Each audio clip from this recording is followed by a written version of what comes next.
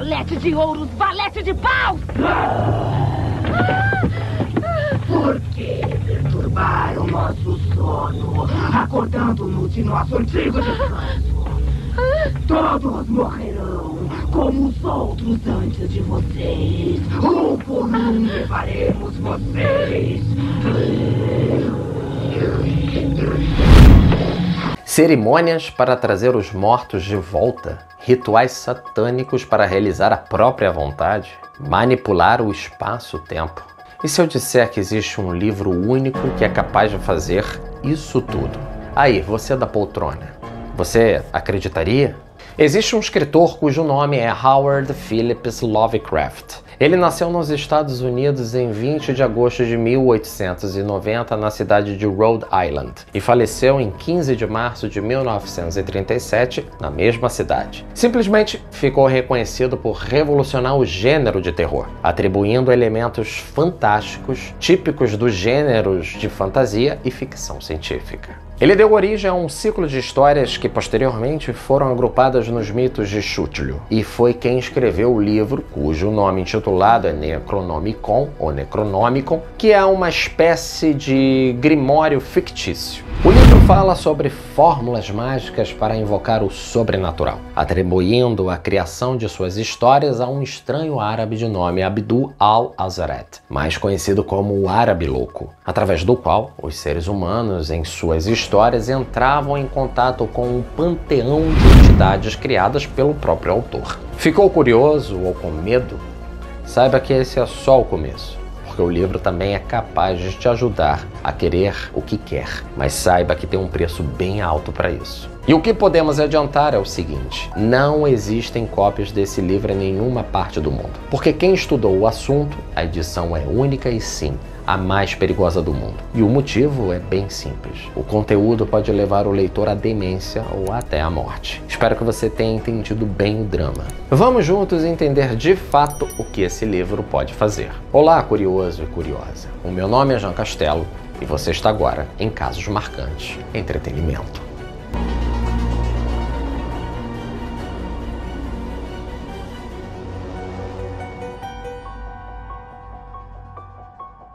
Falando um pouco sobre a história de Necronomicon, o livro conta sobre profecias e feitiços. Obviamente, se essas ações forem praticadas por pessoas erradas, elas podem gerar danos irreparáveis. O livro ainda mostra a realidade da história do mundo, citando alguns rituais obscuros e medonhos do passado. O mais curioso é que os próprios especialistas que estudam o livro ou o conteúdo do livro geram mistérios acerca da edição. E por isso mesmo que várias cópias falsas têm sido criadas no mundo todo.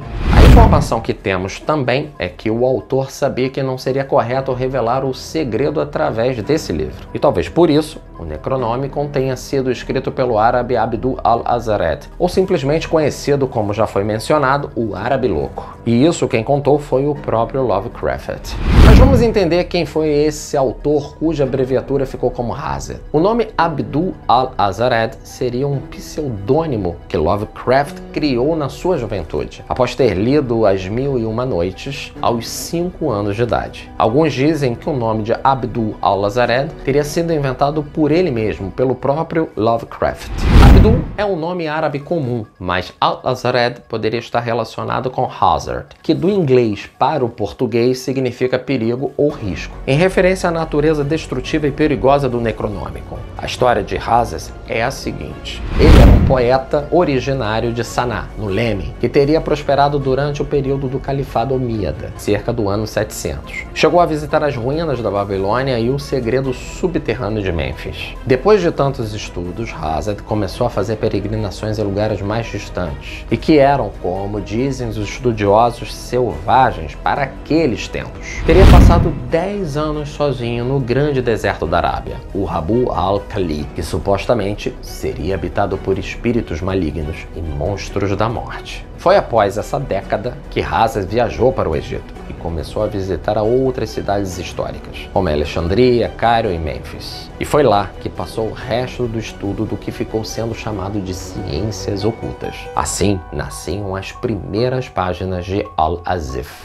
Nos seus últimos anos, Al-Zared viveu em Damasco, onde em 738 ele finaliza o famoso Al-Azif, que traduzindo seriam ruídos dos insetos noturnos. Mas por que esse nome? Que enquanto ele estava no deserto, os sons dos insetos à noite criavam alucinações que Al-Zared tinha a sensação de estar ouvindo os demônios à noite sussurrando perto dele. Sem dúvidas nenhuma, Al-Azif é um livro maléfico, que mais tarde será conhecido como Necronomicon. E todos aqueles que entram em contato com este livro geralmente têm um final desagradável. E o próprio Al-Zared não foi uma exceção. De acordo com o próprio Lovecraft, Al-Zared teria sido agarrado por um demônio invisível em plena luz do dia e foi horrivelmente devorado. E teria sido na presença de um grande número de testemunhas aterrorizadas. O conteúdo é proibido e por isso todas as cópias foram destruídas. Já em 1100, o Al-Azif foi traduzido para o grego pelo mosteiro Sampol, que era um eremita do Egito, e foi aí que ele ganha o nome de Necronomicon.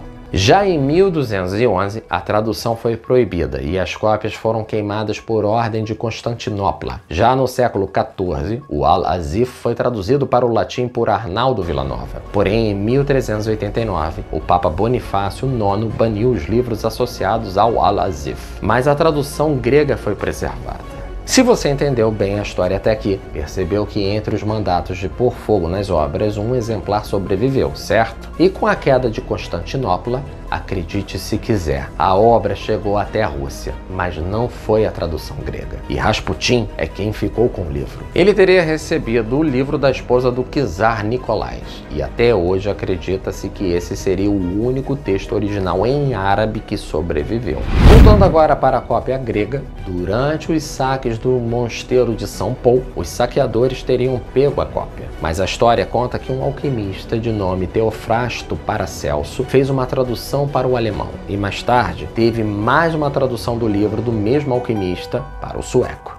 Mas a tradução no idioma sueco teve fim em 1697. Após o incêndio do Palácio Real em Estocolmo. Só que no século XVII, o místico John Dee começou a fazer uma nova tradução da obra-prima. No entanto, a publicação não aconteceria até a morte dele. Agora, após tantas queimas, traduções e viés, você pode estar se perguntando o que tem por trás desse livro que o faz ser tão misterioso assim. Nós vamos contar com mais detalhes. Bom, o livro conta sobre a arte de dominar a mente de outras pessoas. E não é só isso. Também há fórmulas de como ficar invisível ou se transformar em um animal. E esses assuntos dão medo por serem desconhecidos ao nosso senso comum. O problema é que ele não para por aí. Há dicas e truques sobre o uso de venenos e rituais pagãos. Para aqueles que não sabem o que é ser um pagão, é toda pessoa que não está relacionada com o batismo do ponto de vista do judaísmo, cristianismo e islão, mas que segue e adota rituais de religiões politeístas, ou seja,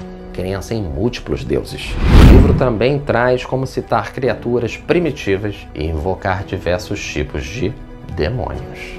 Então, por que o livro foi criado? Qual era o objetivo? O que o autor queria com ele? Ninguém sabe. O que se sabe é que ele mostra um pouco da mitologia suméria e da Babilônia, já que cita criaturas primitivas e deuses estranhos. Outra pergunta que pode surgir é como o Necronomicon foi escrito. E esse é outro ponto macabro. Relatos dizem que o livro, devido ao tempo que foi escrito, acredita-se que as páginas tenham sido escritas com sangue humano. Já a capa é de pele humana. Outra pergunta que poderia surgir seria: há outras versões do livro Necronomicon? Considere que há sim outras versões desse livro. Por exemplo, sem ter notícia oficial, acredita-se que a Universidade de Buenos Aires e a Biblioteca de Weidner tenham versões editadas do século XII. Na altura do campeonato, vale essa observação. O autor já avisou que, desde sempre, a leitura pode levar à loucura, gerar pesadelos ou visões sinistras. Portanto, se você vai procurar pelo exemplar, o ideal é ter noção sobre esses possíveis efeitos colaterais. Depois deixe nos comentários o que você está achando disso tudo. E se não for inscrito, se inscreva, ative o sininho e deixe o seu like. E você já sabe que isso tudo é muito importante pra gente. Voltando agora, outra pergunta que poderia surgir seria: existem no mundo outros livros desse gênero? A resposta é sim. Além do Necronomicon, por exemplo, foi o livro de Thoth, que foi escrito e queimado durante o Império Egípcio. Ele tinha ensinamentos perigosos e falava sobre a influência dos faraós sobre os povos. Já o livro de Dzian, chamado de primeiro livro do mundo, conta sobre seres que habitaram no planeta há milhões de anos, antes mesmo dos homens. Há quem diga que há uma cópia escondida do livro no Tibete. Já o livro de Voynich é considerado indecifrável. Isso porque ele foi escrito por uma língua que é desconhecida há mais de um século. Mesmo assim, ele é muito estudado por historiadores, linguistas, matemáticos, engenheiros, astrônomos e até mesmo os botânicos. E tem o famoso Excalibur, da década de 40, que fala da imortalidade humana. Outra pergunta seria: existem os falsos livros malditos? A resposta é sim também. E é para ficar atento quando alguém tentar vender para você um livro sinistro. Isso porque pode ser que ele nem exista. E como exemplo, eu vou te dar o caso do Os Segredos da Arte das Trevas. Esse livro foi citado em Harry Potter e tem detalhes sobre como fazer Horcrux. Já o Diário de Madalena vem da obra O Código de Da Vinci de Dan Brown e dessa forma se torna polêmico. O documento é um texto que supostamente foi escrito por Maria Madalena e dá alicerces para o mundo cristão. Mas o problema é que não há outras menções sobre ele antes do próprio livro Código de Da Vinci. E hoje vamos parar por aqui porque eu acho melhor. Espero que esse encontro não tenha estimulado em você a querer procurar mais informações sobre esse livro. Um forte abraço e até o próximo Caso Marcante. Fui!